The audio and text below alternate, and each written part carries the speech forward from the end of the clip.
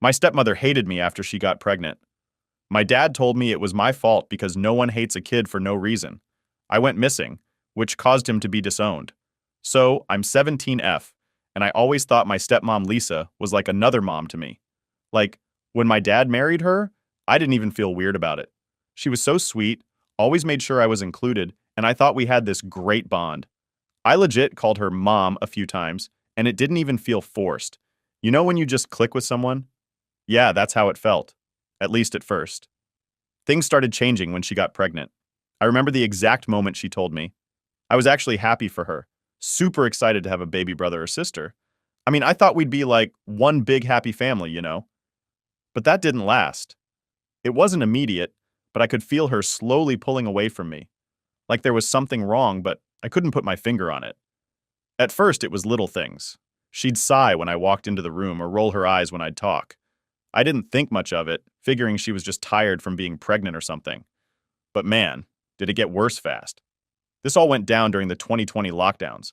I had to stay with my dad because my mom's a doctor, and she was pulling insane hours, working day and night. She figured it'd be safer if I stayed with dad.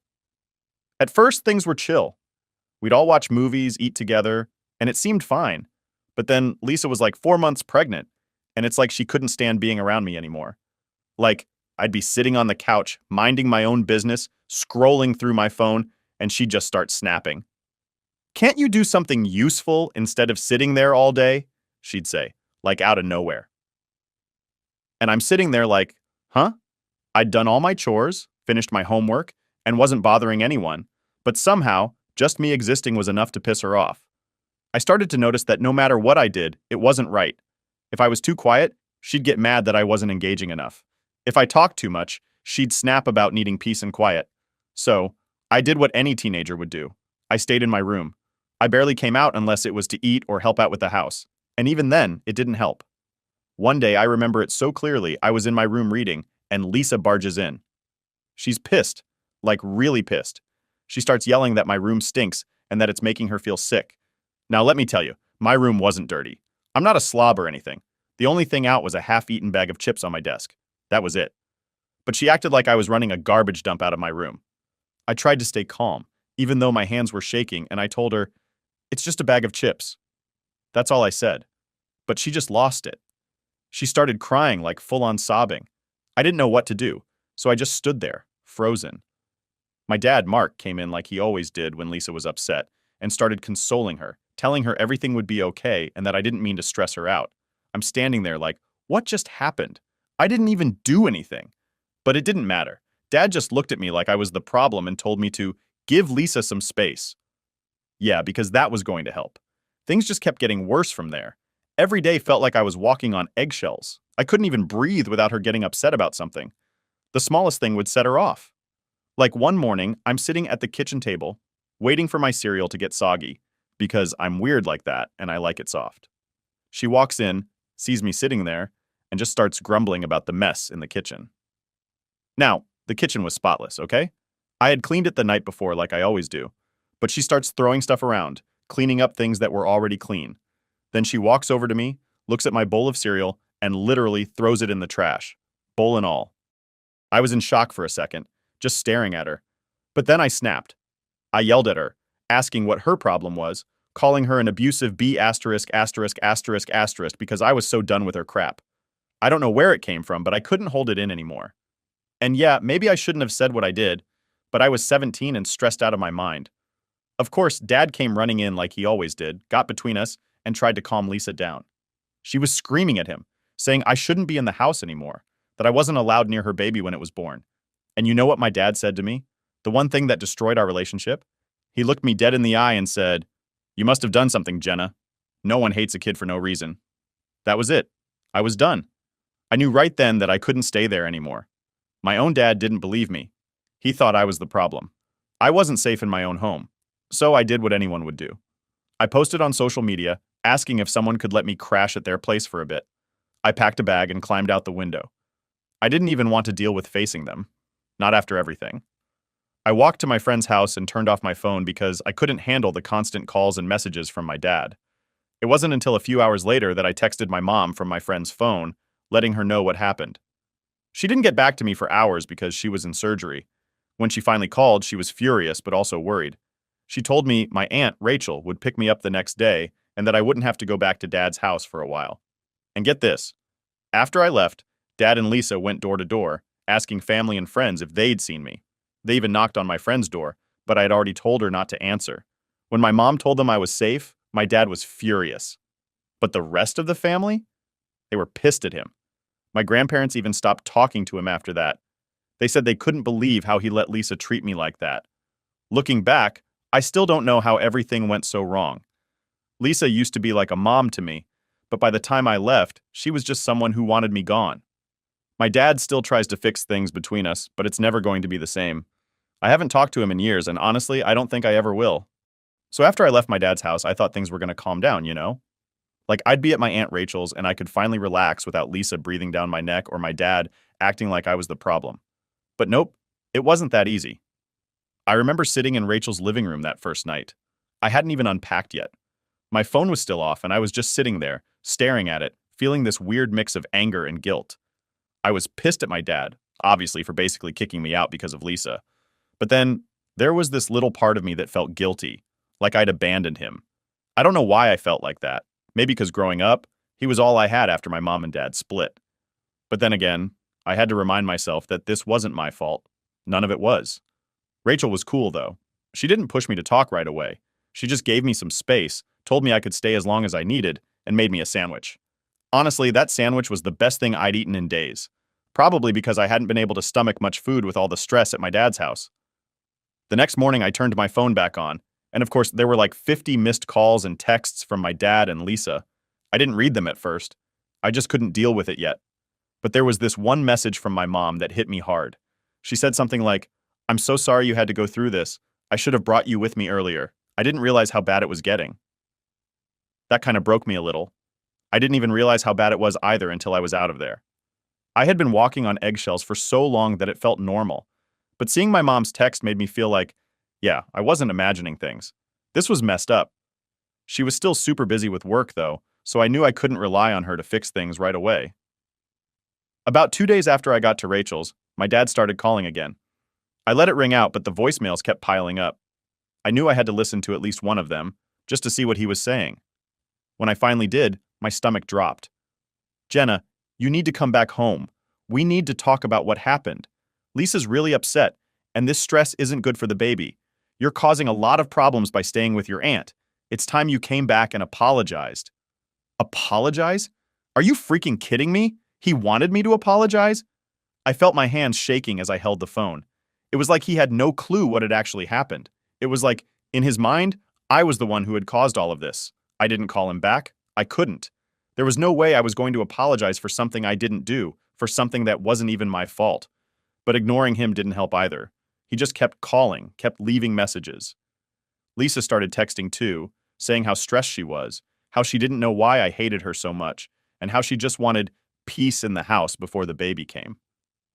Rachel noticed I was getting more stressed and sat me down.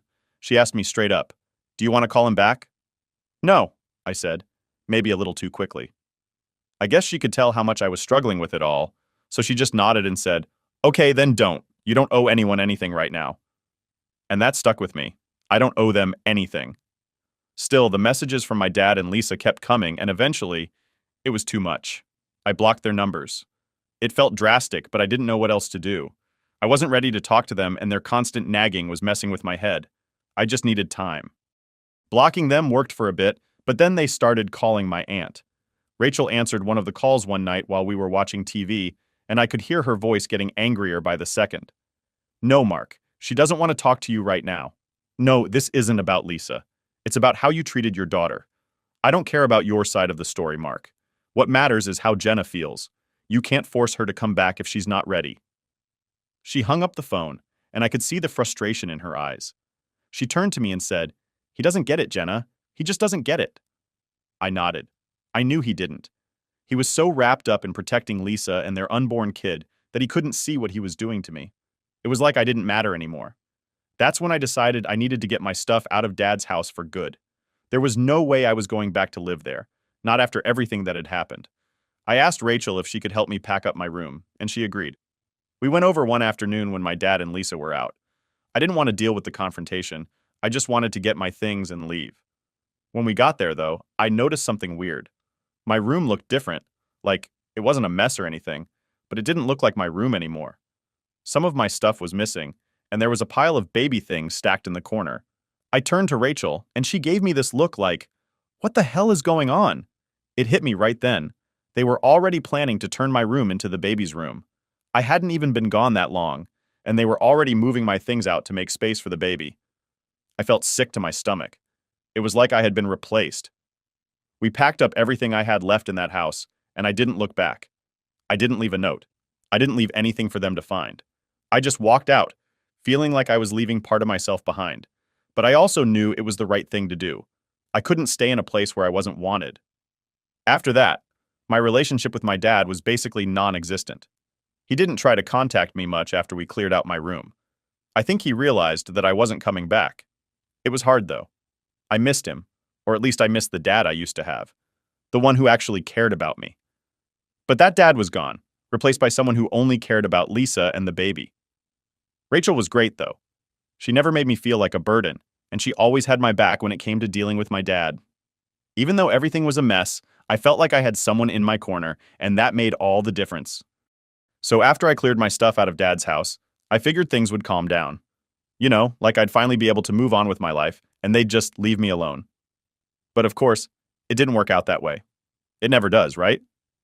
I was trying to settle into a new routine at my Aunt Rachel's, but honestly, my brain was still kind of a mess. I was angry, frustrated, and weirdly enough, kind of sad. I missed my dad, even though I knew he wasn't the same dad I grew up with. I missed having a family that felt normal. I don't know how to explain it, but everything just felt upside down. Then one day, about a week after I moved in with Rachel, I get this call from my mom. Now she doesn't usually call me out of nowhere since she's always busy with work. So I pick up and she goes, "Hey Jenna, your dad called me." I froze. "What did he say?" I asked, not sure if I even wanted to know. She sighed, and I could already hear the exhaustion in her voice. "He's asking about you. Says he's worried. He wants to talk." I almost laughed at that. Worried? Now he's worried? After all the crap that went down, now he's suddenly concerned about me? "Yeah, well, I'm not interested," I said, trying to keep my voice steady. "I figured," she said. And there was this pause, like she was debating whether or not to tell me something else. Then she added, "He asked me to mediate, like he wants us all to sit down together and have a talk." I couldn't believe it. My dad actually thought that after everything, I'd be down to have some kind of family meeting, like it was just a little misunderstanding that could be fixed with a chat. "No way," I told her. "There's nothing to talk about. He made his choice, Mom. He chose Lisa and the baby over me. That's it." "I get it, Jenna. Trust me, I do," she said softly. "But he's still your dad. And I think he's realizing what he did was wrong. Maybe he just doesn't know how to fix it." That line just pissed me off even more. Why does everyone think you can just fix things after you've messed them up so bad? Like a quick apology, or a talk is going to magically make all the damage disappear. I wasn't buying it. "I'm not ready," I said. "I don't know if I'll ever be ready." My mom didn't push it. She's always been pretty good about not forcing me into stuff I'm not comfortable with, which is probably why I get along better with her than I do with Dad. She just said, "All right, I'll tell him, but if you ever change your mind, you let me know." After that call, I felt like everything started bubbling up again. All the crap I had shoved down came rushing back, and it hit me hard. I spent the next couple days just lying around, barely talking to anyone. Rachel noticed, of course, and she tried to get me out of the house, but I wasn't feeling it. I was just tired. Tired of the drama, tired of feeling like I was the problem. And then, out of nowhere, Lisa decided to pop back into my life. I didn't see it coming at all. One afternoon, I get this notification that I had a message request on Facebook. I clicked on it, and there it was. A long-ass message from Lisa. My heart started racing. I hadn't heard from her directly since I left, and honestly, I wasn't sure if I even wanted to open it. But curiosity got the best of me, and I started reading. It was this long, drawn-out apology, filled with all the usual crap people say when they know they've screwed up. She went on and on about how she was sorry for the way things had happened, how she didn't mean to hurt me, and how her pregnancy had messed with her emotions. She even had the nerve to say that she hoped one day we could all be a family again. I stared at the screen, fuming. It's like she didn't get it. She was treating the whole thing like it was some emotional blip, like her pregnancy hormones had turned her into a monster for a few months. And now, everything could just go back to how it was. I didn't respond. I didn't even know what to say, honestly. I just closed the message and turned my phone off. I couldn't deal with it. It felt like every time I tried to put some distance between us, they found a way to drag me back in. That night, I talked to Rachel about it. She was as pissed as I was. "She's just trying to cover her own ass," Rachel said, shaking her head. "She wants to act like it's all water under the bridge, but she doesn't want to take real responsibility for what happened." "I know," I said. "It's like she's sorry, but only because she got called out for it." Rachel nodded. "Exactly. She doesn't want to face the consequences, so she's trying to smooth things over with an apology. It's all about making herself feel better." And that's what bothered me the most. It felt like everything they were doing, my dad wanting a talk, Lisa's apology, it was all about making them feel better. They weren't really thinking about what I needed. They just didn't want to feel guilty anymore. I decided to block Lisa after that. I wasn't interested in hearing more excuses or fake apologies. I was done, or at least I wanted to be done. But then, a few days later, I got another message, this time from one of my cousins. Let's call her Emma. Emma was one of those cousins who always tried to play peacekeeper in the family. She meant well, but honestly, she never really understood when to back off. Her message was all about how she had talked to my dad and Lisa and how they were both really sorry. She said something like, "Family is family, Jenna, and it's important that we try to work things out, especially now that the baby's coming." That last part hit a nerve. Like, what? The baby is coming, so now I have to forget everything that happened? I snapped. I called Emma and let loose. I told her that I didn't care if the baby was coming or not, that I didn't owe them anything, and that I wasn't going to just forgive and forget because it was convenient for them. She tried to calm me down, but I wasn't having it. "Tell them to stop trying to guilt trip me into talking to them," I said before hanging up. After that, I felt drained. I thought leaving my dad's house would give me some peace, but it felt like no matter what I did, I couldn't escape the mess. Rachel sat with me that night, and we just talked for hours. She didn't have all the answers, but she reminded me that I wasn't alone in this. And that helped, even if just a little. I thought blocking Lisa and ignoring my dad's attempts to talk would give me some peace, you know? But no. It's like the more distance I tried to create, the more they tried to invade my life. You'd think after everything they would have just let me be, but clearly that was asking too much. One day, I'm chilling at my Aunt Rachel's house, minding my own business, when my phone starts buzzing. It's this random number, and for some dumb reason, I decide to pick up. Big mistake. "Hey, Jenna, it's your dad." I nearly dropped my phone. He hadn't called me from a random number before, so I wasn't expecting it. I just stood there, silent, while he kept talking. "I know you've blocked me, but I had to reach out. We need to talk about this. I don't like how things ended. I think it's time we try to fix this." There it was again. Fix this. Like, what did he think this was? A broken chair we could glue back together?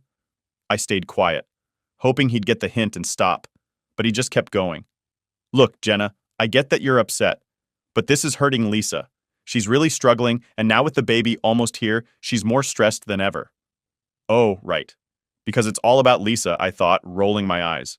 I had heard this same story 100 times already, how Lisa was struggling, how she needed peace, how her pregnancy was making everything hard. But what about me? Where was my peace in all this? "I think we should sit down and have a real conversation," he continued. "Just you, me, and Lisa. Maybe your mom too if she's free. We can all sit down like adults and talk this out." I couldn't hold it in anymore. "No, Dad. We're not sitting down and talking like adults because you haven't treated me like one this whole time. You and Lisa kicked me out like I didn't matter, and now you want me to pretend that didn't happen because it's convenient for you? I'm not doing this." I could hear him sigh on the other end. "It's not like that, Jenna. We didn't kick you out. Things just got complicated. You don't understand what it's like being pregnant and—" I cut him off. "Yeah, I don't understand because I'm not the one who's pregnant, but I do understand being treated like crap, and I'm not coming back for more of that. I'm done with it, Dad." He went quiet for a second, and I thought maybe, just maybe, he was finally getting it. But then he came back with, "Jenna, you're making this harder than it needs to be. Lisa didn't mean to hurt you. She was going through a lot with the pregnancy and—" I hung up. I couldn't listen to another word. It was always the same excuses. Always about Lisa and how she didn't mean it or didn't realize what she was doing. Well, guess what? Intentions don't change the fact that she did hurt me, and my dad let her do it. I tossed my phone on the bed and sat down, trying to calm myself down. My heart was racing, and I felt that familiar pit of anger bubbling up in my chest. Why couldn't they just leave me alone? Why was it always me who had to fix things? Later that night, Rachel noticed I was off and asked what happened. I told her about the call, and she just shook her head. Jenna, your dad doesn't get it. He's too wrapped up in Lisa and this baby to see things clearly.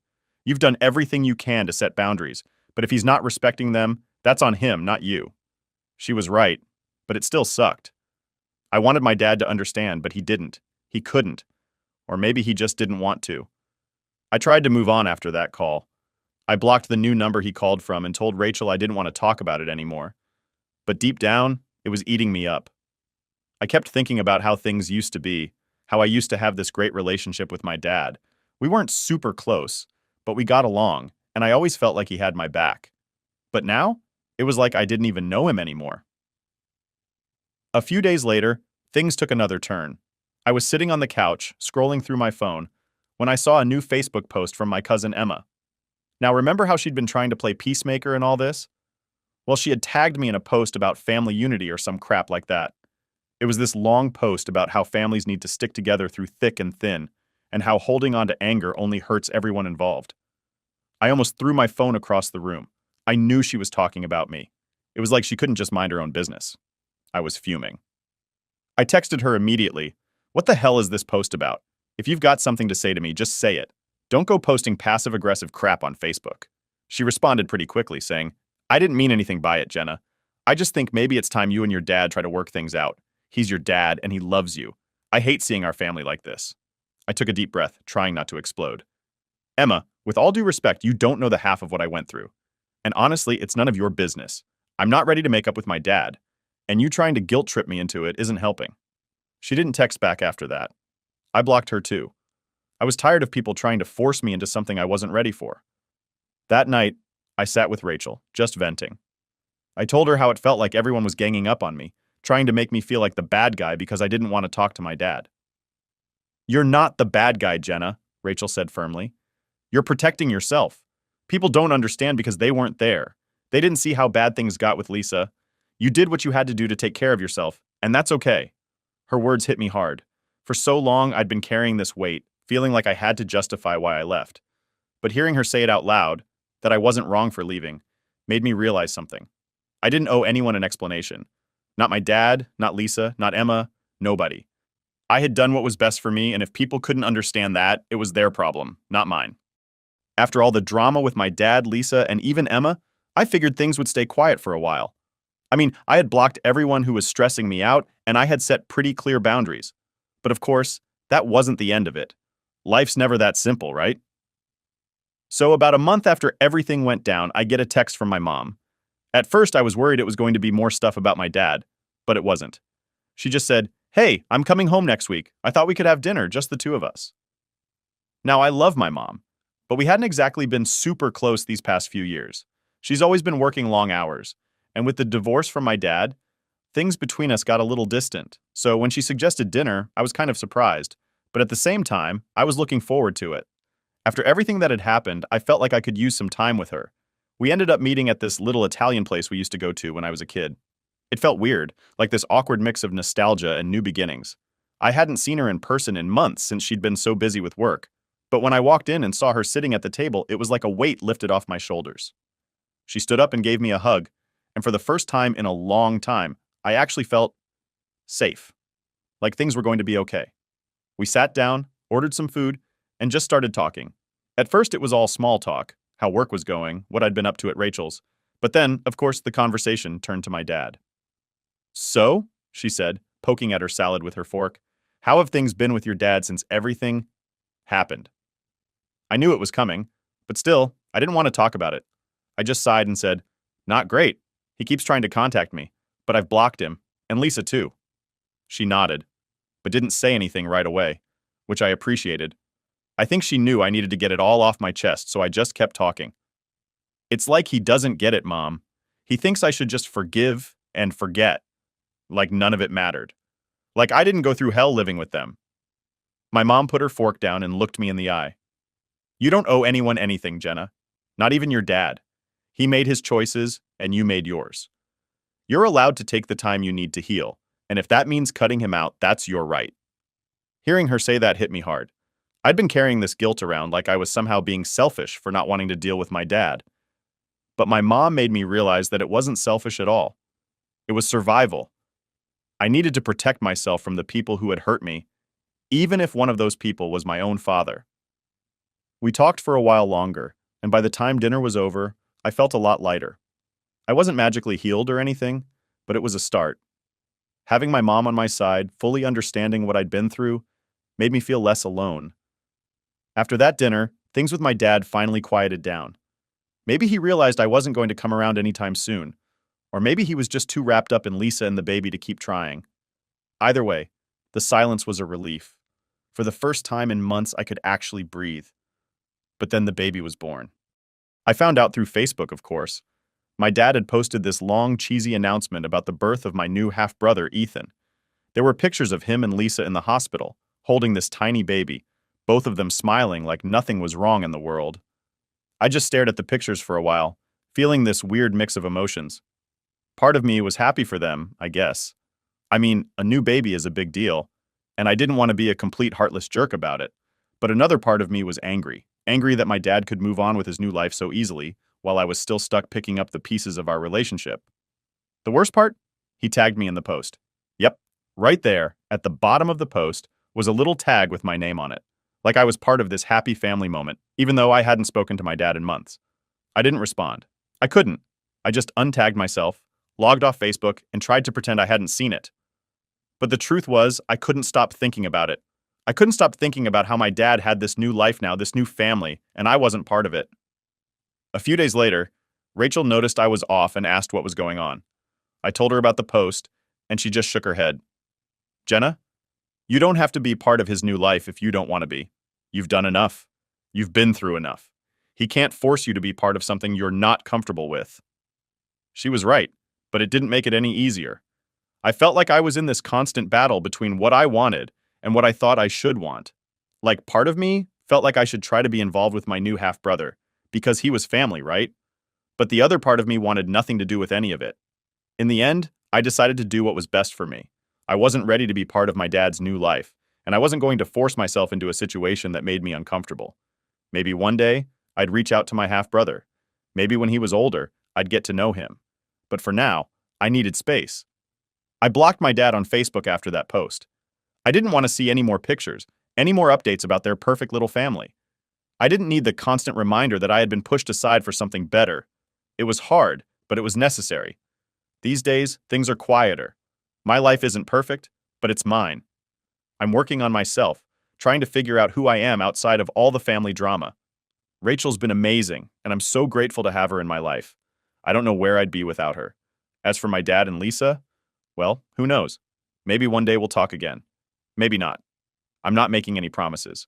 I'm just taking things one day at a time, and right now, that's enough for me.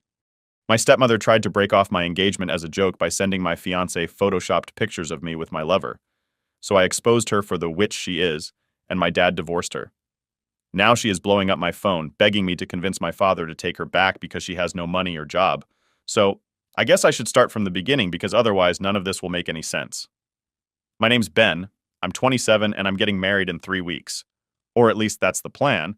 But of course, someone had to go and try to mess it up. I've been with my fiancée Katie for 10 years now. We've been through all the ups and downs you can think of. You know, normal stuff like graduating, getting jobs, surviving our early 20s together. It was all going smoothly, until my stepmom, Karen, decided to blow everything up. Now, Karen's been in my life since I was 14. She married my dad, Tom, when I was in 8th grade. Back then, she seemed pretty cool. I didn't really think much about it at the time. I figured, hey, if my dad's happy, I'm happy. I'd split my time between my mom's place and my dad's, and Karen, well, she acted nice enough at first. You know how people put on that face when they want to make sure you don't mess things up for them? Yeah, that was her. But after they got married, things started to change. Slowly, she started showing her true colors. And let me tell you, they weren't pretty. She'd take little jabs at me when my dad wasn't around. Like, if I had a bad grade or I left a mess somewhere, she'd act like it was the end of the world. But when my dad was there, she was sweet as pie. Made me feel like I was losing my mind sometimes because no one else ever saw her acting like that. There was this one time, I must have been around 15, and I'd just failed a math test. I was already beating myself up about it, but when I got home, Karen let loose. She gave me this whole speech about how I wasn't applying myself, and that if I didn't get my act together, I'd end up like my mother. Yeah, she went there. I told my dad about it later, and he was like, no, that doesn't sound like her at all. You must be misunderstanding. Misunderstanding? Man, I was living with it. At first, I blamed myself. I figured I must have done something to set her off. Maybe I wasn't being welcoming enough or something. But then I realized that was complete BS. Karen didn't have a problem with me. She had a problem with me existing. See, to her, I was this reminder that my dad had a whole other life before her, and I think that really ate at her, so she started picking at me to get me out of the way. When I finally talked to my dad about it, I thought he'd have my back. We sat down, all three of us, for this family meeting. Karen, of course, acted like the victim. She started crying, actual tears, saying she had no idea why I hated her so much. She claimed I'd always been rude to her, never accepted her, and that she was just doing her best to make me feel like part of the family. My dad ate it up. I got kicked out of the conversation and left her alone with him, but I didn't go far. I stayed right outside the door and listened in, because I was desperate to know what was really going on. What I heard? Man, it was like a punch to the gut. She straight up told my dad that I was jealous of her and that I wanted my parents to get back together, so I was making up lies to get her out of the picture. She even said she thought I was the reason none of his other relationships worked out before her. Like, really? The kid was ruining his love life? I mean, get real. That was the moment I realized Karen wasn't just messing with me. She was playing some twisted game and she was winning. My dad was totally hooked on her. I figured if I said anything more, it would just make me look bad, so I shut up. I told myself I'd just tough it out, not give her the satisfaction of seeing me lose my cool. But here's the thing. When you hold on to all that crap for years, it starts to wear on you. Fast forward to now, and Karen's still around. My relationship with her has always been cold, but when I moved out for college, it got easier. I didn't have to deal with her much anymore.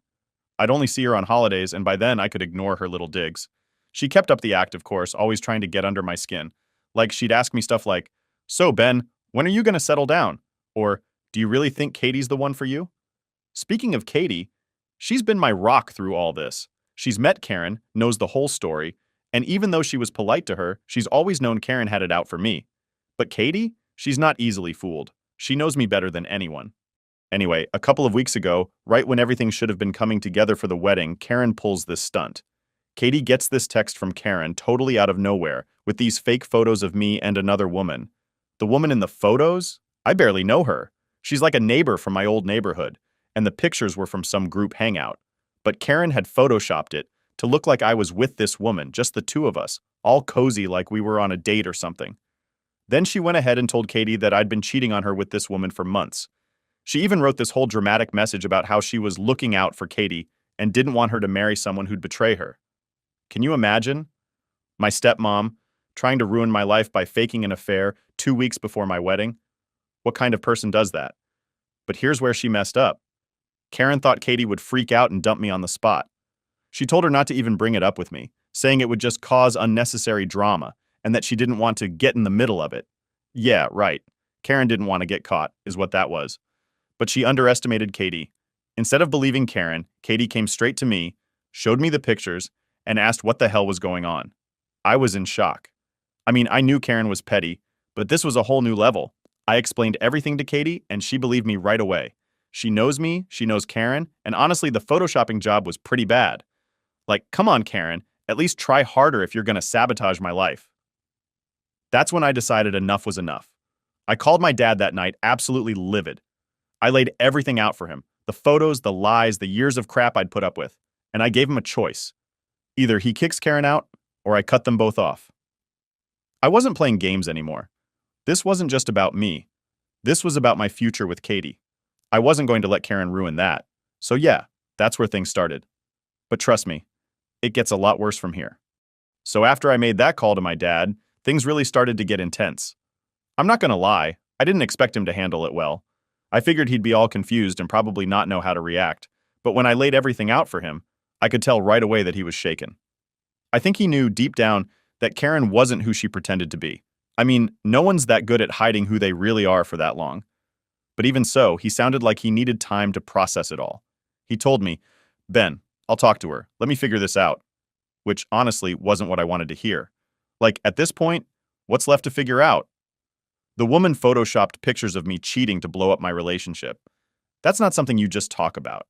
But I gave him the space, told him to call me back when he'd decided what to do. I didn't feel great about it. I mean, Katie and I are about to get married, and instead of feeling excited, I'm dealing with this insane family drama. But whatever, I thought. I had no choice but to wait it out. A couple of days passed, and I hadn't heard back from my dad. So I tried to stay focused on the wedding plans and all that. Katie, bless her heart, was handling this way better than I was. She kept saying, "Don't worry, Ben, we're going to be fine. Karen's not going to ruin anything." And I wanted to believe her. But I also knew Karen wasn't the type to just back down. I was pretty sure she had more tricks up her sleeve. Then, one night, I get this call from my dad. It's late, like way past the time he'd normally call. Right away, I knew something was up. He sounds, I don't know, defeated? That's the only way I can describe it. He tells me that he confronted Karen about everything, and she denied it all at first, tried to play dumb like she didn't know what he was talking about. Now, you gotta understand, my dad's not the type to just let stuff slide. He's a pretty calm guy, but when he's mad, he's mad. He doesn't blow up, but he gets that serious, quiet tone, and you know he's not messing around. Apparently, that's what happened. He kept pressing her, showing her the texts, the pictures, everything. At first, Karen tried to laugh it off, saying it was all a misunderstanding or some kind of joke. Can you believe that? A joke. Like sending fake cheating photos right before your stepson's wedding is something to laugh about. But my dad wasn't buying it. He kept at her until she finally broke down and admitted it. But here's where it gets even crazier. She didn't just own up to it, she tried to justify it. She told my dad that she was worried about him. She said she was scared that if he paid for my wedding, I'd just keep asking him for more money. She went on this whole rant about how she thought I was going to bleed him dry and that she was just trying to protect their finances. Like, really? That's what she was worried about? And then she started crying. Again, typical Karen. And telling him she only did it out of love for him. That's her whole move, by the way. She screws up, then tries to guilt people by saying she's doing it for their own good. But my dad wasn't having it this time. He told her that this wasn't about money. This was about her trying to destroy our relationship. And honestly, for the first time in my life, I think he actually saw through her BS. I don't know exactly what happened next, but I do know my dad kicked her out. He told her to pack her things and leave, and just like that, she was gone.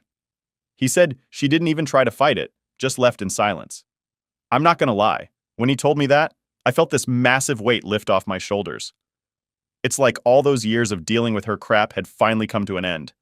But here's the thing, it wasn't really the end. Not even close. Karen didn't just disappear into the night like I hoped she would. Oh no, she immediately started blowing up my phone. Calls, texts, emails, you name it. She was trying every way possible to get me to convince my dad to take her back. At first, I ignored her, because honestly, I wasn't about to entertain her nonsense. But she kept at it. She started saying stuff like, "I didn't mean for this to happen, and I was just trying to protect our family." And here's the part that really got me. She tried to make it seem like I owed her. Like somehow, it was my responsibility to fix things between her and my dad. She even threw in some sob story about how she didn't have any money or a place to go. She'd quit her job a few years ago to focus on family, more like focusing on controlling everything. So now she was basically broke. That's not my problem though, is it? I wasn't the one who photoshopped fake cheating pics. She sent me this long email from a new address because I'd blocked her on everything else. It was full of all these guilt-tripping lines like, "I never meant to hurt you, Ben, and I love your father more than anything." She even threw in some crap about how she always tried to be a good stepmother to me. That's when I really lost it. Like, were we living in the same reality? Because the Karen I know has been a nightmare from day one. I didn't respond to any of her messages, obviously. But I did show them to my dad, just so he could see what she was trying to pull. He was pissed, but he told me to just let it go, that he'd handle it. I knew that meant he was done with her for good, which was a relief. Still, it wasn't easy to just move on. I kept thinking about how close she came to ruining everything. If Katie hadn't trusted me, if she'd believed those fake photos, who knows where we'd be right now? I probably wouldn't be sitting here planning a wedding, that's for sure. So yeah, things were looking up, but I couldn't shake the feeling that Karen wasn't done. I mean, she's always been sneaky. She's always had this way of getting what she wants, and I knew she wasn't going to go down without a fight. But for now, I had to focus on the wedding. It was just a couple of weeks away, and after all the drama, I just wanted one thing to go smoothly. But knowing Karen, that wasn't going to happen. Update 1. So, after my dad kicked Karen out, you'd think things would start calming down, right? Nope. Karen, being Karen, had to keep dragging it out. I was already dealing with wedding stress, and now I had her constantly trying to weasel her way back into our lives. I figured blocking her everywhere would be enough, But then she got creative. Katie and I were out one day, checking out some last-minute wedding stuff, and we decided to grab lunch at this cafe near the venue. Everything felt good. We were relaxed, laughing, finally feeling like the wedding was close and we could just enjoy it. Then, right in the middle of our meal, I get a notification. It's Karen. She'd somehow found a way to email me again from yet another account. I guess she really couldn't take the hint. I didn't even want to read it at first. Katie told me to just ignore it, but curiosity got the better of me. I opened it up, and it was the same old crap. More apologies. More fake remorse. She kept saying how she didn't mean to ruin everything, and how she just wanted the best for all of us. But the tone of the email was off. She was more desperate this time. I could tell she was getting freaked out about the whole situation. She mentioned how she was staying in some cheap motel and running low on money. She was practically begging me to talk to my dad, to fix things between them. She wrote stuff like, "You're the only one who can make this right, Ben. Your father listens to you." Yeah, Karen, he listens to me now because you finally showed him who you really are. The email went on for way too long, but what really caught my attention was this one part where she said, "I'll make sure to stay out of your lives if you just help me get back on my feet." Now that got to me. She was literally trying to bargain her way back in by promising to leave us alone. I showed the email to Katie and she just rolled her eyes. "Ben, she's never going to leave us alone," she said. And honestly, she was right. Karen wasn't someone who could just fade away quietly. That wasn't her style. I didn't reply to the email, obviously. But now I was starting to get this nagging feeling like she wasn't done trying to mess things up. I hadn't talked to my dad in a couple of days, mainly because I didn't want to drag him into more of Karen's mess, but I figured I should at least update him. So I called him that night. When I told him about Karen's latest email, he wasn't surprised at all. In fact, he told me that Karen had been trying to contact him too. She'd left him voicemails, sent him texts, and even showed up at his office one day. He said he didn't let her in, just told security to make her leave. He sounded exhausted, like he was over all of it, and I didn't blame him. I mean, this woman had turned his whole life upside down. What really threw me, though, was what he said next. "She mentioned something about seeing you and Katie soon," he said. I froze for a second. What did that even mean? "What? Like she's going to show up at the wedding?" I asked, half joking but half serious because, let's be honest, with Karen, anything was possible. My dad said he didn't know what she meant by it, but he told me to be prepared just in case. Now I was officially on edge. The last thing I needed was Karen pulling some stunt at the wedding. Katie and I talked about it that night, and we agreed that we'd hire extra security for the day. Yeah, it was a little over the top, but better safe than sorry, right? I wasn't about to let Karen crash my wedding after everything she'd already done. A couple of days later, we were in the final stretch before the big day, and things were actually looking good. We had a plan in place for the wedding, security was all set up, and I was feeling more at ease. Then, guess what? Karen strikes again. Katie and I were doing a final walkthrough of the venue with our wedding planner, and everything was going smoothly. We were talking about seating arrangements and flowers when suddenly, out of nowhere, I see her. Karen. She was standing at the edge of the parking lot just staring at us. I almost couldn't believe it. Like, what the hell was she even doing there? How did she even know we'd be there? I didn't tell my dad about our plans for that day, so the only way she'd know is if she was straight up stalking us. I pointed her out to Katie, and we both just stood there, dumbfounded. I was pissed. I mean, after everything, she had the nerve to show up like that. So I walked over to her, trying to keep my cool. When I got close, she had this smug smile on her face, like she'd won some kind of game. "Ben," she said in this fake, sweet voice, "I just wanted to talk." Talk? Now she wanted to talk? I told her straight up, "This isn't the time or place, Karen. You need to leave." She gave me this look, like she was trying to make me feel sorry for her. "I've lost everything," she said. "Your father won't even speak to me, and I just want to make things right." I didn't even know what to say at that point. Like, lady, you did this to yourself. You don't get to play the victim now. I just told her, "Look, Karen, we're done. You need to move on and stop messing with my life." That's when she really lost it. She started yelling, right there in the parking lot, about how I was selfish, how I'd ruined her marriage, how I was turning my dad against her. It was wild. At this point, the wedding planner and Katie were standing there watching, probably wondering what kind of family drama they'd just walked into. I didn't want to make a scene, so I just told Karen to leave, or I'd call the cops. That got her to back off. She stormed off, yelling something about how I'd regret this. I didn't care. I just wanted her gone. After she left, I stood there for a second trying to wrap my head around what just happened. Katie came up to me and put her arm around me. "She's not going to ruin this for us," she said. And I believed her. Karen could throw all the tantrums she wanted. She wasn't going to stop this wedding. But man, after that, I was on edge again. I knew Karen wasn't going to give up that easily. And now, with the wedding just days away, I had no idea what she'd try next. Update 2. After Karen's meltdown at the venue, I was really hoping that would be the last of her. I mean, how many times can a person embarrass themselves before they get the message, right?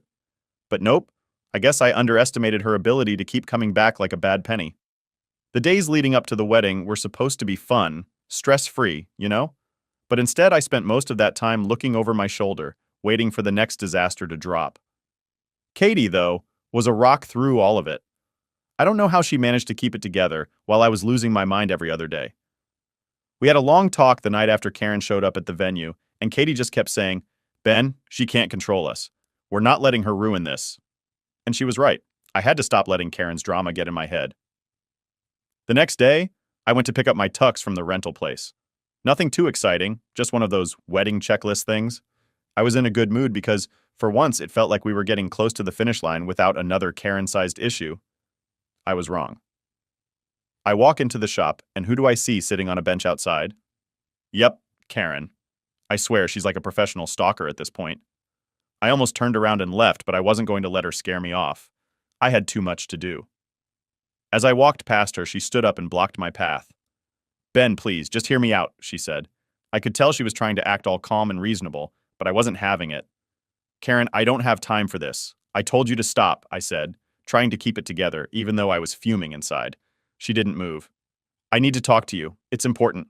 Just 5 minutes, that's all I'm asking." I gave in, figuring maybe if I heard her out, she'd finally leave me alone. But deep down, I knew this wasn't going to end well. "Fine," I said, crossing my arms. 5 minutes, go." She started rambling on about how she and my dad hadn't officially filed for divorce yet, and how she still had hope they could fix things. She kept saying how she regretted everything, and how she was willing to change. I just stood there, waiting for her to get to the point. Then she dropped the line that almost made me lose it. I was thinking, maybe if you talked to your dad, explained that this was all a misunderstanding, maybe he'd reconsider, she said. "You know how much he respects your opinion." I stared at her, completely stunned. She still didn't get it. After everything she'd done, she still thought I'd be the one to fix things for her. Like, how delusional can someone be? "Are you serious right now?" I asked, not even trying to hide my frustration. "You want me to help you after everything you've done?" She looked at me with this pathetic expression, like she thought I was actually going to feel bad for her. "Ben, I never meant to hurt you. I was just trying to protect our family. I love your father, and I love you too." I actually laughed. I couldn't help it. "You love me? Really? You tried to ruin my wedding. You've made my life hell since the day you married my dad. And now you're asking for my help?" She looked like she was going to cry, but I wasn't falling for it. "Karen, you need to move on. It's over. My dad's done, and so am I." That's when she snapped. The calm, reasonable act went out the window. She started yelling right there in front of the shop about how I was turning my dad against her, how I was destroying her life. She even accused me of stealing my dad from her. It was wild. People walking by were staring, and I could feel my face getting hot from embarrassment. I didn't even bother responding. I just walked past her and went into the shop. I could hear her still yelling as I left her outside. The whole thing was a mess. Later that day, I called my dad to tell him what happened. He wasn't surprised. Apparently, Karen had been trying to pull the same stunt with him, showing up at his office, leaving notes at his door. He told me he was done with her, but honestly, I didn't believe him. I've seen too many people get sucked back into Karen's drama. She's like quicksand. The more you struggle, the deeper you get. I didn't hear from Karen for a few days after that, and I started to think maybe, just maybe, she'd finally gotten the hint. I was wrong. It was 2 days before the wedding, and Katie and I were meeting up with my parents for a final dinner before the big day. We were sitting at this nice little restaurant, just chatting about the wedding and the honeymoon plans, when my dad's phone buzzed. He glanced at it, and I could see his face tense up. "What's wrong?" I asked, already knowing it wasn't good. "It's Karen," he said, putting the phone down. "She's threatening to show up at the wedding if I don't talk to her." My heart sank. I knew it. I knew she wouldn't just let it go. My dad looked at me, his face full of regret. "I'm sorry, Ben. I thought I could handle it, but she's not backing down." Katie reached over and squeezed my hand. "We'll figure this out," she said, but I could see the worry in her eyes too. We spent the rest of the night coming up with a plan. We couldn't risk Karen showing up and ruining the wedding. My dad offered to hire extra security, but I wasn't sure if that would be enough. I knew Karen. If she wanted to cause trouble, she'd find a way. As we were leaving the restaurant, my dad pulled me aside. "Ben, I'm sorry you have to deal with this. I should have seen this coming a long time ago." I shook my head. "It's not your fault, Dad. Karen's always been like this. We just didn't see it until now." He nodded, but I could tell he was beating himself up about it. I didn't blame him, though. Karen had fooled a lot of people over the years. That night, as I lay in bed, I couldn't stop thinking about what Karen might do. Part of me wanted to believe she wouldn't actually show up, but the other part of me knew she was desperate. And desperate people do desperate things. The wedding was 2 days away, and I had no idea what to expect. All I knew was that Karen wasn't done yet. Not by a long shot. Update 3. The wedding day finally came, and I was on edge from the moment I woke up. I mean, don't get me wrong, I was excited. I was finally marrying Katie, and that was all I ever wanted. But Karen had been lurking in the back of my mind for days, and I couldn't shake the feeling that she was going to try something. Even with the extra security we had lined up, I still felt like we weren't totally in the clear. Katie and I had talked about it 100 times. We knew there was a chance Karen would show up, and we were ready to handle it if she did. But honestly, we were both hoping she'd finally gotten the hint and would stay far away from our wedding. Spoiler, she didn't. I spent the morning getting ready with my groomsmen, just the usual stuff, trying to stay calm, joking around to keep my mind off the potential disaster that could be looming. The venue was all set up, and Katie was somewhere across the hall getting ready with her bridesmaids. I kept checking my phone, half expecting a message from my dad saying, "Karen's here," but everything seemed fine so far. No news was good news, right? That was until about an hour before the ceremony. I was standing in the back room with my best man Mark when my phone buzzed. I saw it was a text from my dad, and my stomach immediately dropped. I opened it up, and sure enough, it was exactly what I didn't want to see. "Karen's outside the venue. Security's holding her at the gate." I stared at the message for a second. Like maybe if I didn't respond, it would somehow make the problem go away. But I knew that wasn't how things worked. Karen had actually shown up. She'd really crossed that line. Mark saw the look on my face and asked what was up. I told him the situation, and he gave me this look like, "Dude, what do we even do now?" I didn't have a clue, but I wasn't about to let Karen ruin the biggest day of my life. So I grabbed my phone and called my dad. He picked up right away. "Ben, she's refusing to leave," he said, sounding exhausted. "Security's doing their best, but she's making a scene." Of course she was. Karen never did anything quietly. "What's she even saying?" I asked, already dreading the answer. "She's going on about how you're making a huge mistake, how she has proof that Katie isn't right for you." My dad sounded pissed. "It's the same nonsense she's been spewing for weeks." "All right, keep her there. Don't let her anywhere near the venue," I said, trying to keep my voice steady. "I'll be right out." I hung up and turned to Mark. "I'm going to deal with this. Just keep Katie calm. Don't let her know what's going on, all right?" Mark nodded. "You got it, man. You sure you want to handle this?" I didn't really want to, but what choice did I have? Karen wasn't going to leave unless I made it clear once and for all that she had no place in my life anymore. I walked out to the front of the venue, where the security guys were standing at the gate. Sure enough, there she was, standing there with that same look on her face, like she was some sort of martyr, like she was the victim here. It made me sick. The security guard spotted me and nodded. "This her?" he asked, like he didn't already know. "Yeah," I sighed. "I'll talk to her." Karen's eyes lit up when she saw me and she stepped forward, but the guard put his hand out to stop her. "Ben, thank God," she said, like I was her savior or something. "Please, just let me talk to you." I didn't want to give her the satisfaction of thinking this was going to be a conversation. "Karen, what the hell are you doing here?" I said, keeping my distance. "I'm trying to save you from making a huge mistake," she said, like she was genuinely concerned. "I've been trying to reach you, but you keep shutting me out. You need to listen to me. Katie isn't right for you. She's been lying to you this whole time." Here we go again. I couldn't believe she was pulling this same crap even now. "Karen, you're delusional," I said straight up. "There's nothing you can say or do that's going to change what's happening today. I'm marrying Katie, and you're not welcome here." She flinched, like my words actually hurt her. "Ben, please, I have proof. I overheard her talking to someone about how she's only with you for your money. She's going to ruin your life." I stared at her, completely dumbfounded. How far was she willing to go with this? She'd already faked photos of me cheating, and now she was making up some ridiculous lie about Katie. You really don't know when to quit, do you? I said, shaking my head. Katie doesn't care about my money, and you know that. You're just trying to tear us apart because you're miserable. She opened her mouth to argue, but I wasn't done. This ends now, Karen. You need to leave. I'm serious. You've already lost my dad, and if you keep this up, you'll lose any chance of ever having a relationship with me again.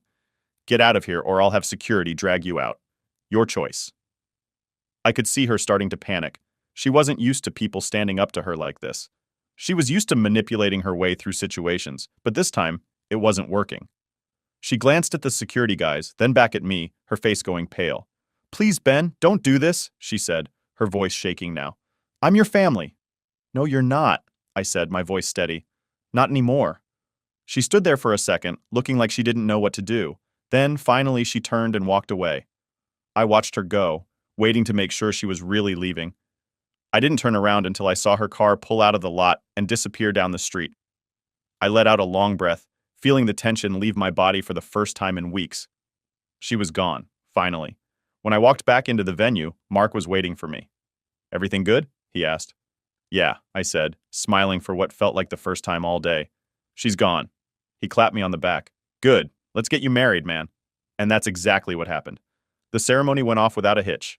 Katie looked absolutely stunning. And when I saw her walking down the aisle, everything else just faded away. For the first time in forever, it felt like Karen wasn't looming over us anymore. It was just me, Katie, and the start of our new life together. And you know what? We had the perfect day. No more drama, no more Karen, just us.